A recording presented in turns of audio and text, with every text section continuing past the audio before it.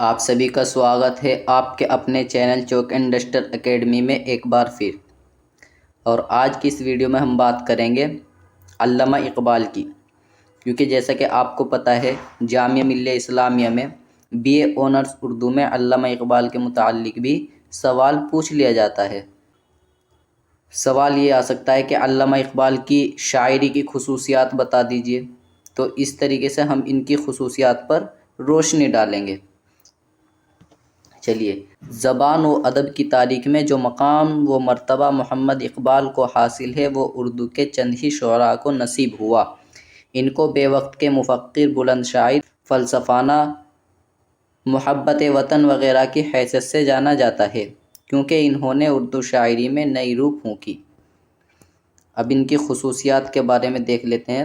اقبال کی شاعری کی خصوصیات، تو ان کی شاعری کی خصوصیات ہیں نظم نگاری، شاہین کا استعارہ، تلمیح، یہ سب جو ہے اقبال کی شاعری کی خصوصیات ہیں۔ تو سب سے پہلے ہم بات کرتے ہیں نظم نگاری کی۔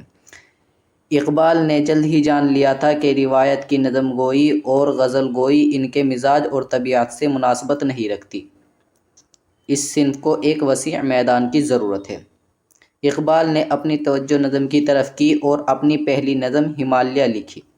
ان کی نظمیں مناظر فطرت کے ساتھ ان کی وابستگی کو ظاہر کرتی ہے۔ یہ بھی معلوم ہوتا ہے کہ ان کے مناظر کی مکمل تشریح پیش کی گئی ہے۔ پھر آگے دیکھیے گا فلسفہ خودی۔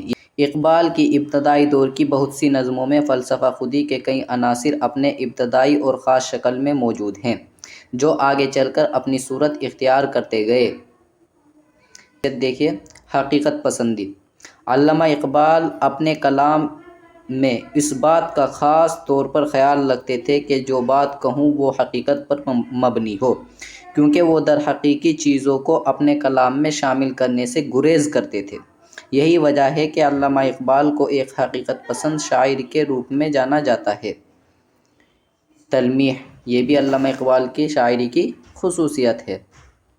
علامہ اقبال نے اپنے کلام میں صناعی و بداعی کو بہت خوبصورت انداز میں پیش کیا ہے، اور علامہ اقبال نے سند تلمیح کا استعمال اپنے کلام میں بہت زیادہ کیا ہے۔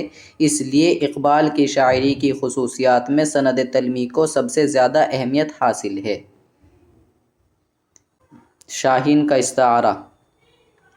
علامہ اقبال نے اپنے کلام میں تشبیہات اور استعارات کا استعمال بہت ہی خوبصورت انداز میں کیا، اور شاہین کے استعارے کی خصوصیت صرف اقبال کے کلام میں موجود ہے۔ مثال: تو شاہین ہے پرواز ہے کام تیرا، تیرے سامنے آسمان اور بھی ہے۔ تو اس طریقے سے آپ اقبال کے متعلق لکھ سکتے ہیں۔ اب اس میں سے آپ کچھ ہائڈ بھی کر سکتے ہیں اور کچھ ایڈ بھی کر سکتے ہیں اپنے حساب سے۔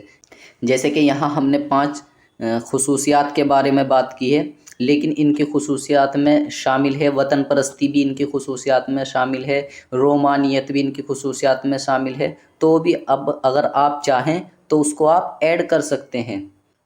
تو چلیے، امید ہے یہ آپ کی جو ہے سمجھ میں آ گیا ہوگا، اور اس سے آپ کو انشاءاللہ فائدہ ہوگا۔ تو ملتے ہیں آپ لوگوں سے نیکسٹ ویڈیو میں، تب تک کے لیے شکریہ۔